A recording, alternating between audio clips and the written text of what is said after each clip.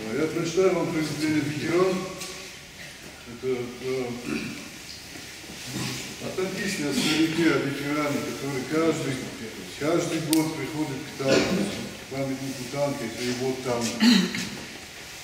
Ну, давайте я прочитаю, что это. Слезой по изможденным векам бежит соленая вода. Безрукий инвалид, калека, герой войны, герой труда.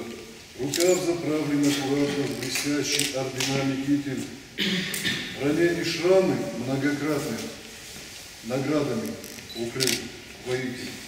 Дойдя до памятного танка, знакомых гусеничных звеньев, старик безудержно заплакал и опустился на колени. Оживший танк летел в атаку, прикрыв броней советский мир. Снаряд немецкий бил по бакам.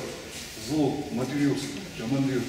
По пальцам гусеничных траков прямой наводкой снаряд ударил, а второй по баку. Живем, товарищи сгорят. Механик потеряет руку, но выживет. И каждый год он в этот день приходит к другу, что как и он еще живет.